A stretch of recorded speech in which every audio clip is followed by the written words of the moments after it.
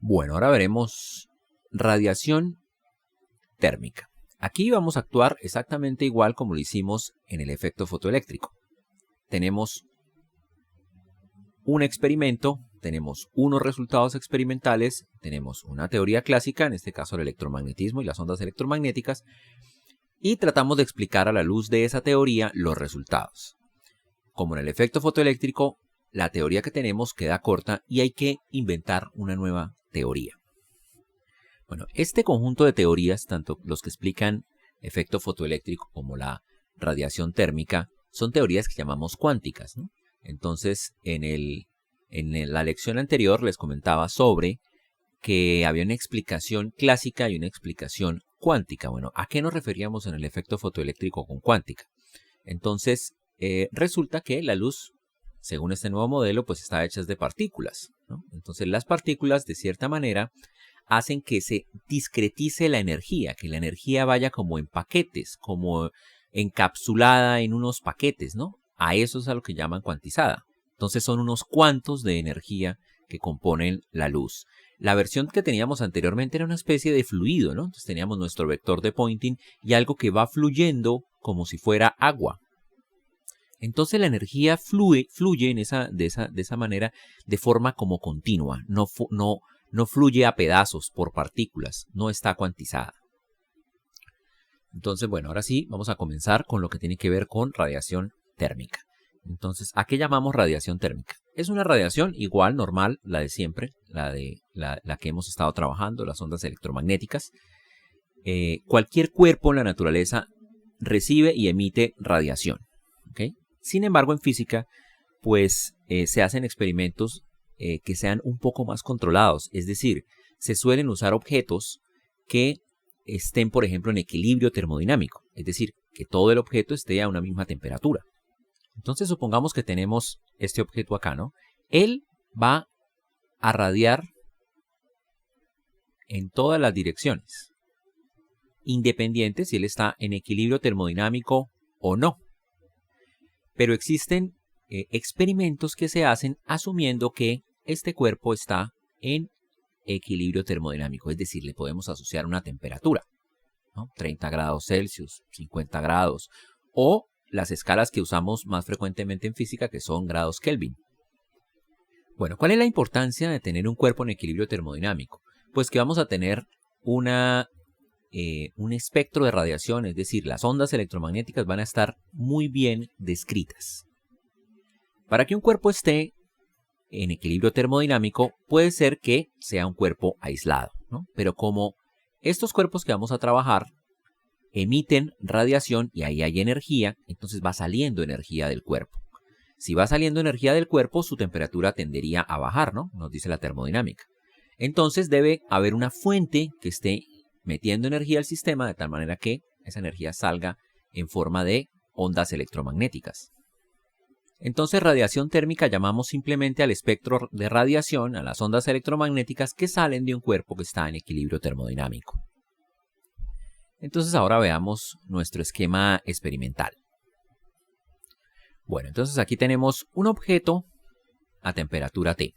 Él está emitiendo ondas electromagnéticas. Bueno, ¿qué hemos visto nosotros hasta ahora? Hemos visto ondas monocromáticas, por ejemplo, de este estilo, ¿no? Una onda plana, digamos en dirección J. Tenemos nuestro campo eléctrico. Esta es monocromática, es decir, se compone de una sola frecuencia, ¿no? Recordemos que W está relacionada con la frecuencia de la siguiente manera. F es igual a W sobre 2pi, ¿no? Entonces tenemos una sola frecuencia. Entonces, monocromática viene de un solo color. Sabemos que pues hay ondas electromagnéticas que no se pueden ver, pero hay un espectro que es visible, ¿no? Lo que veíamos en el espectro electromagnético. Entonces, por eso se le llaman monocromáticas, ¿no? Porque son, digamos que de un solo color. Sin embargo, un cuerpo, cualquier cuerpo, no solo emite ondas monocromáticas, emite un conjunto o una gama de frecuencias o una gama de longitudes de onda. Aquí recordemos también que la longitud de onda es igual a C sobre F, ¿no?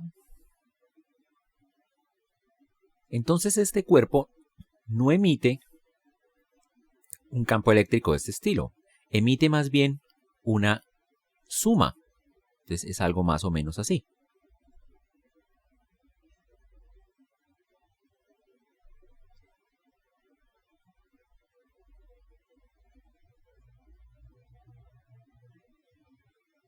¿No? Entonces, emite es una suma de senos. Y aquí tenemos toda una gama de frecuencias, ¿no? Entonces, pueden ser n.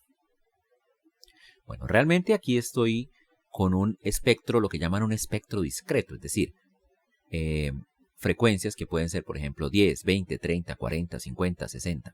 Realmente las ondas reales tienen un espectro continuo, es decir, no tenemos 10 Hz, 30 Hz, etc. Tenemos una gama amplia, es decir, tenemos desde 10 Hz,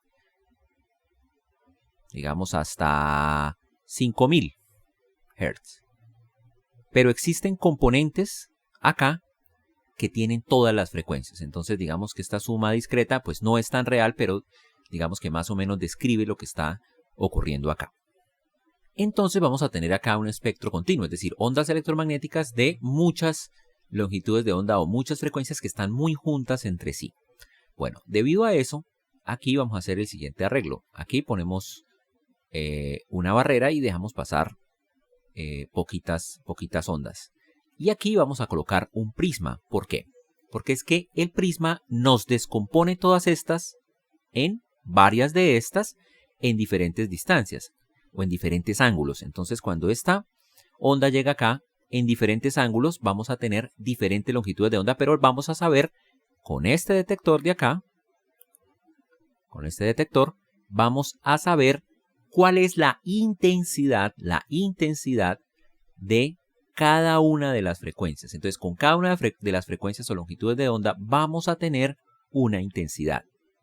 Bueno, este arreglo de este prisma no se los había mostrado, pero digamos que es una buena oportunidad para hacerlo. Entonces vamos al simulador para ver cómo es que funciona un prisma. Bueno, entonces tenemos aquí un láser, ¿no? Él es una fuente de luz como si fuera este cuerpo que estamos observando, que está transmitiendo ondas electromagnéticas o del cual emanan ondas electromagnéticas, ¿no? Y tenemos acá nuestro prisma. Entonces, una cosa que no habíamos comentado en el curso es que el índice de refracción depende de la longitud de onda. Es decir, un cuerpo puede tener un índice de refracción de 1.3, pero nos tienen que especificar a qué longitud de onda. Entonces eso varía un poquito. Entonces varía un poquito con respecto a la longitud de onda. Debido a eso se presenta el siguiente fenómeno que ustedes ya deben haber observado en la naturaleza.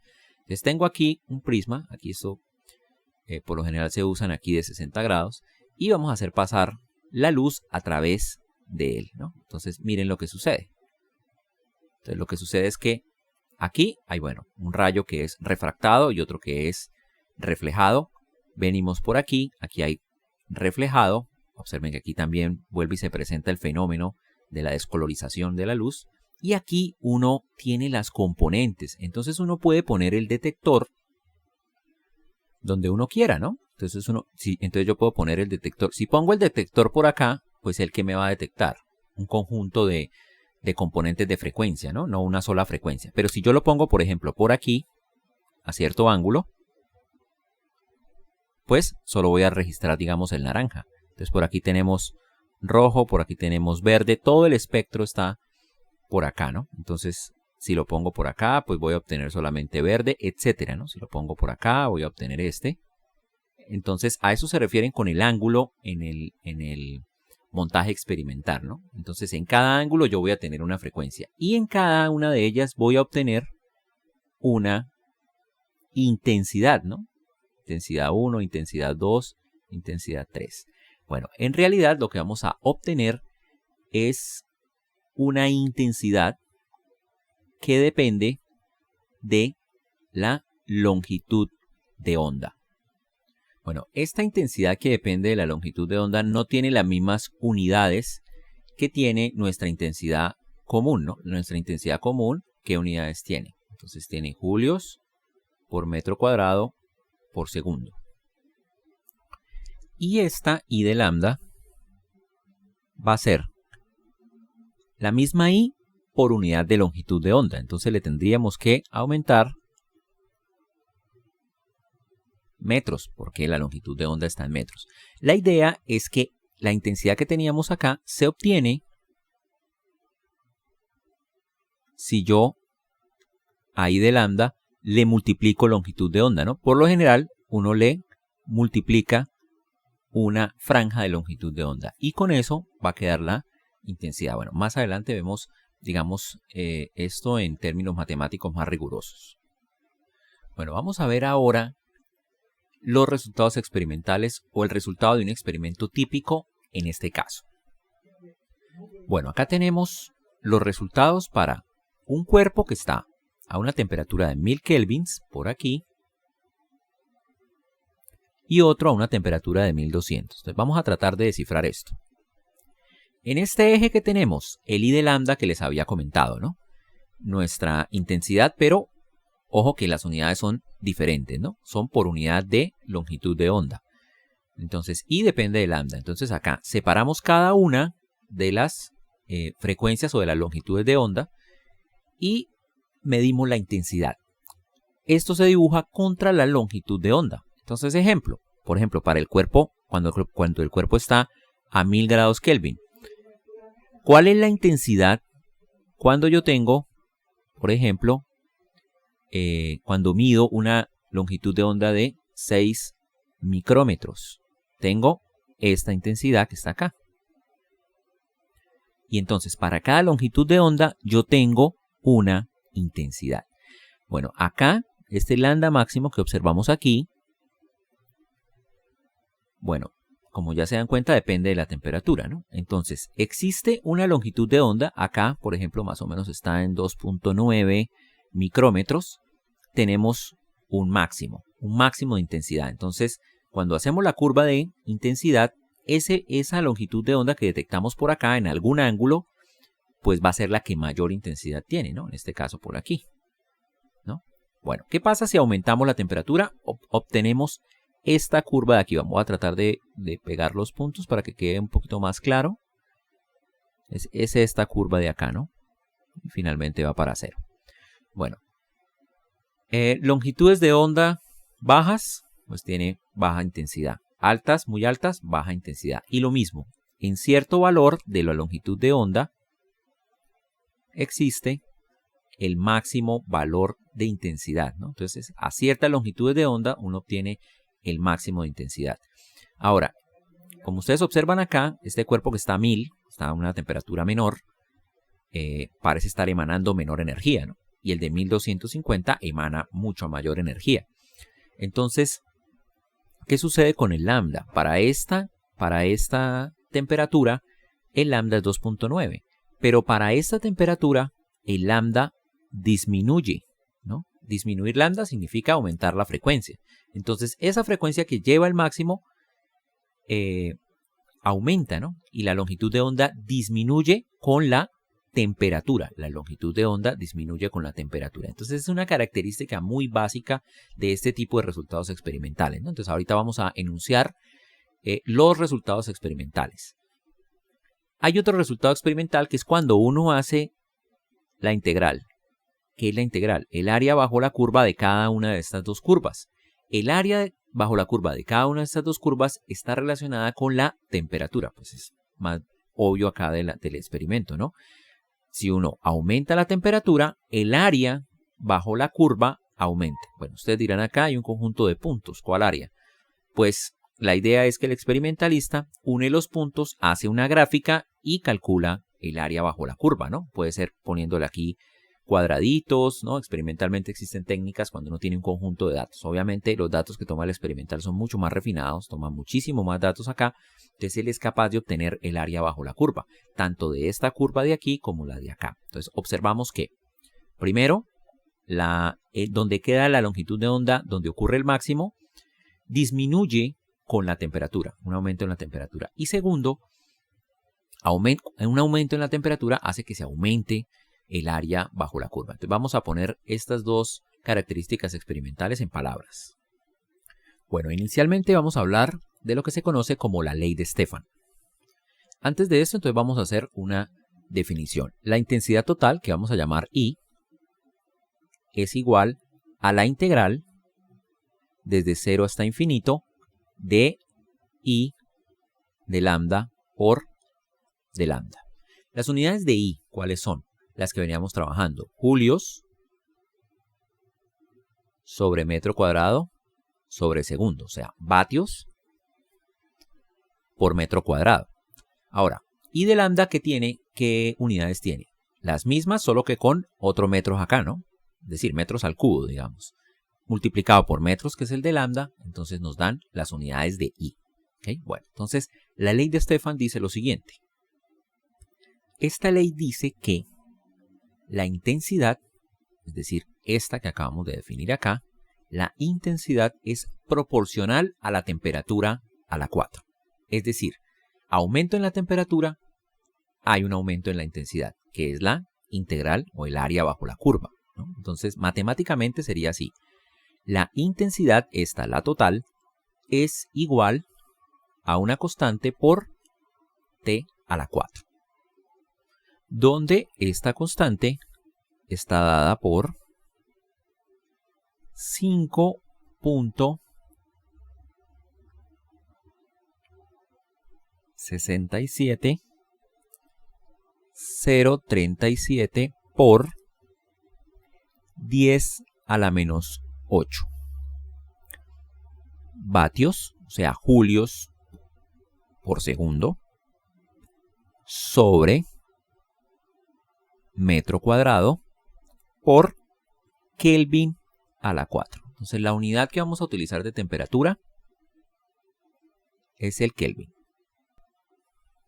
Bueno, cuidado acá, cometí un error.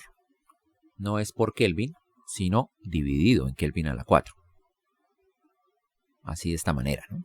Entonces, cuando es multiplicado por la temperatura a la 4, pues este se va y nos quedan las unidades de intensidad. Bueno, además de esta ley o de esta relación, que es una relación experimental, también tenemos la que se llama la ley de desplazamiento de Wien.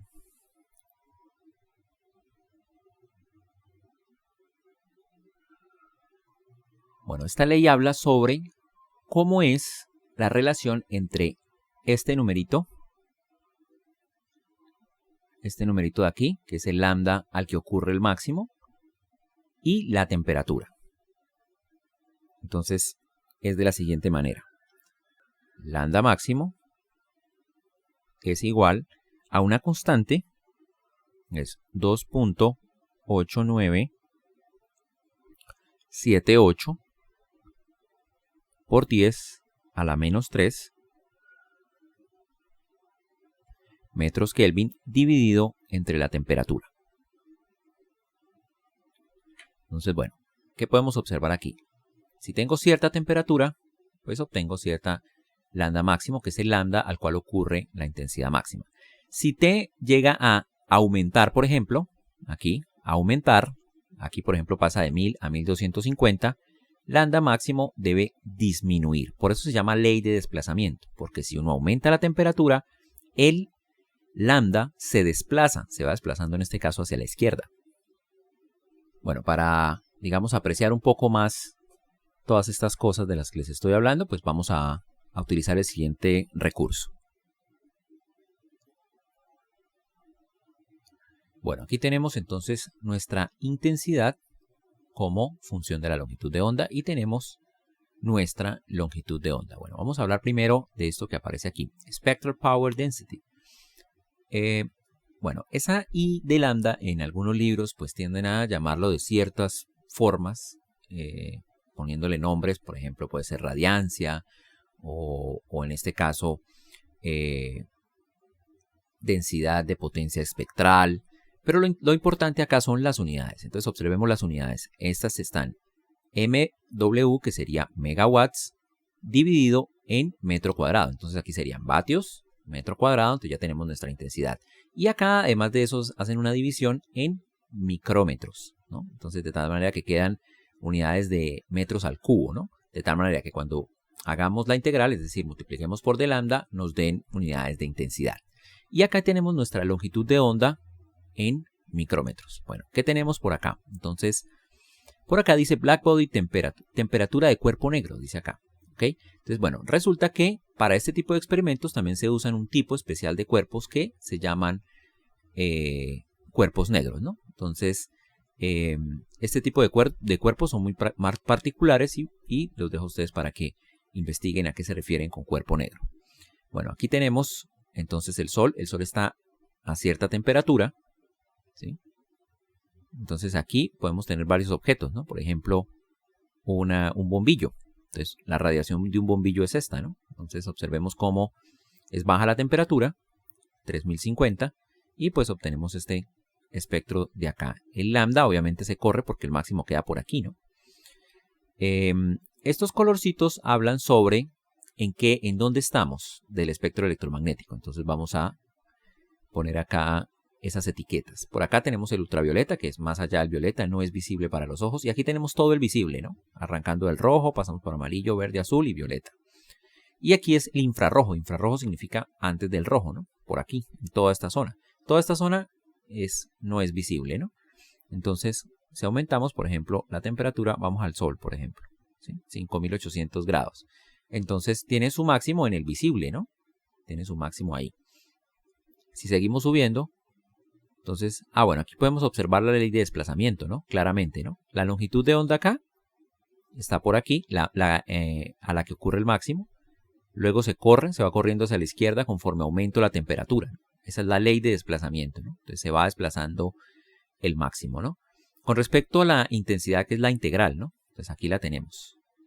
Entonces ahí vemos la variación por acá. Vemos cómo varía dependiendo de la temperatura, ¿no? Entonces cojamos, por ejemplo, una temperatura de 2000.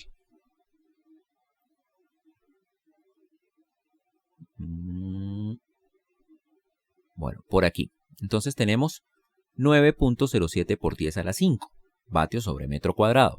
9.07 por 10 a la 5. Y si cogemos una, por ejemplo, del doble, entonces guardemos este número, ¿no? 9 por 10 a la 5. 9 por 10 a la 5. Si le hacemos el doble, digamos 4000, ¿qué pasa con la integral? Entonces ahora nos da 1.45 por 10 a la 7. Bueno, si ustedes entienden bien la ley de Stefan, se van a dar cuenta que si yo doblo acá la temperatura, el valor de la integral, se me multiplica por 16. Y ahora vamos a hacer algún ejercicio al respecto. Bueno, entonces demostremos lo que les acabo de decir. Entonces hagamos este ejemplo. Dice así: un cuerpo se encuentra a cierta temperatura T1, que da como resultado una intensidad I sub 1. Si se dobla la temperatura del cuerpo, ¿en cuánto cambia la intensidad de la radiación asociada a este? Entonces, bueno, sabemos que de la ley de Stefan, I1 es igual a sigma por T1 a la 4. Entonces sabemos que si tiene temperatura, la elevamos a la 4, la multiplicamos por la constante y eso nos da la intensidad. Bueno, ¿qué pasa con la intensidad cuando se dobla la temperatura? Entonces, a esa intensidad vamos a llamarla I sub 2, ¿no? Entonces, I sub 2 está asociada con una temperatura 2. Pero en este caso, la temperatura es igual a 2 veces T1. De tal manera que esto es igual a sigma por 2 veces T sub 1 y elevamos esto a la 4. Es decir, esto da 16 veces sigma, que 2 a la 4 es 2 por 2, 4 por 2, 8 por 2, 16, T1 a la 4.